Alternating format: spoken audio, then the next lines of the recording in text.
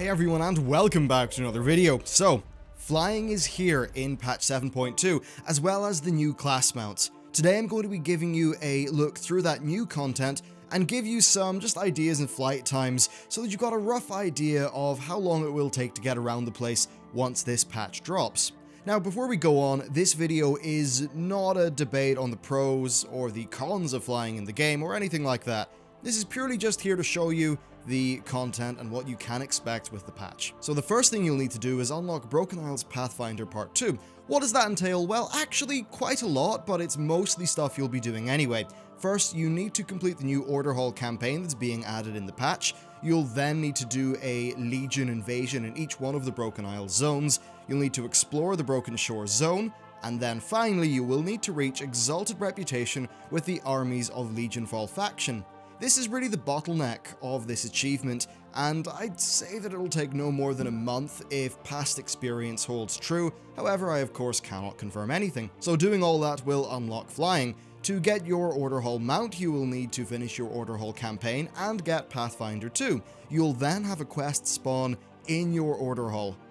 Now I'm going to be taking you through the Hunter quest. So we receive an invitation from Odin to the Great Hunt. The night of the wilds is upon us once more, friends. On this evening, the spirits of the great beasts of legend, one among us, has been chosen to enter the darkness, to hunt the noble spirits, and return them to their own. Raise your steins to the Huntmaster, our hunter of beasts. Let the feast begin! It's an event that's clearly inspired by Norse mythology, and they really do create a very enticing scene, and they use their new lighting effects really just to an excellent effect in the zone. Now, after taking a look at the party, we then begin the hunt. Depart the table and enter the wilderness. Your prey awaits. Here, the great stag emerges, swiftest of the beasts, with horns sharpened to a spear's point. Luck be with you, hunter. The first beast is a stag. The fight is not too hard, it's definitely content that is designed to be cleared by most players. With the stag hunted, we then move on to the worm. You follow the trail of Garros, the great worm. Many are her children, and deep are her tunnels. It's another easy enough fight, and then we have the cat. Kettling girl, the great cat, drinks before you. A live, fierce predator. Many learn to fear her fangs and claws. And then finally, we have the owl spirit. Hobra, the great owl, perches above you. All beasts once feared her talons, and hid during the night from her keen vision. They aren't super challenging fights, but Blizzard have done a good job at really nailing the core hunter fantasy here.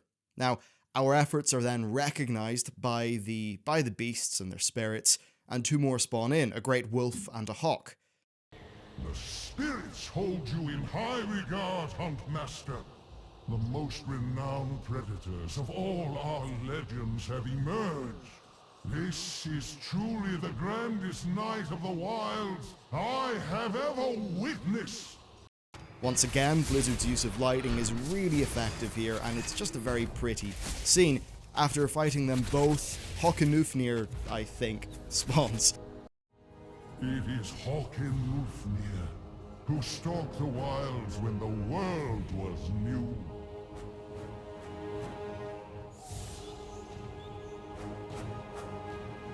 She senses your predatory prowess and kinship with beasts. She will test you, hunter, if you approach her. This isn't the hardest fight ever, but it does manage to be engaging. It's quite large and spectacle and all of that. Definitely a nice little treat. And with the beast defeated, we then gain favor with his descendants. She has found you worthy. The spirit of Håknufnir is with the hunter. With her spirit now bound to yours, the children of Håknufnir will answer your summons in the mortal world. And to celebrate, we pretty much get fucking smashed with Odin and the lads. Now come back to the fire, good hunter, and let us feast the night away. Let us feast then to the night of the wilds. Now on hangover later, we then return to the lodge and we find an empty saddle.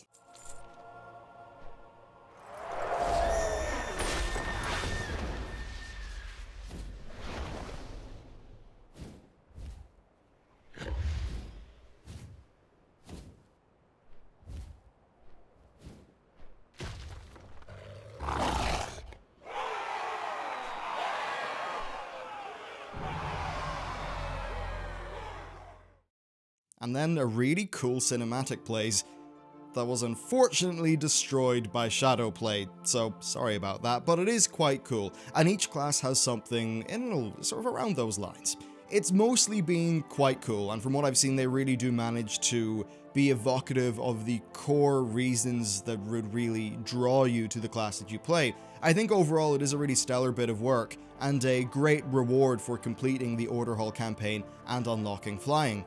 Now, flight in the Broken Isles does feel a bit more useful than in Draenor, especially because the entire continent is actually relevant at endgame. There are some instances, like with Suramar City and High Mountain, where the utility is very clear indeed.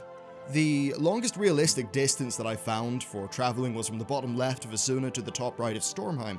That took 5 minutes, almost on the dot, so, using that you can roughly judge how long it takes to sort of get to other places.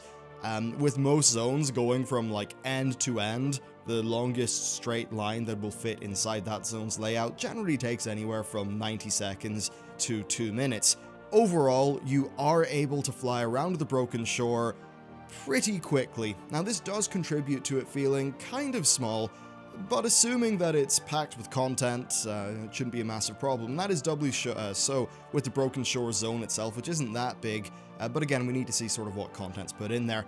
And now, of course, the world content is spread across other zones with the Legion invasions, so that does also exist in addition to the core world content. I guess it is just like being able to fly around Tanan Jungle. And I guess that's a quick look at flying and what you can expect from the class Order Hall questline. Overall, I thought it was really cool. Indeed, I love the content. What I would like to see, just thinking from the hunter perspective, is something similar to that quest that I did for this, but with a lot of difficulty. Again, this is quite similar to the Bellular questline, and I would recommend checking out Haven's video on that, which is excellent and will give you a bit of context and perhaps explain some of the reasons why I would really love to see some content like that be in the game. But overall, great job Blizzard, happy to see what they've put in here, and yeah, thanks for watching, and I'll see you next time.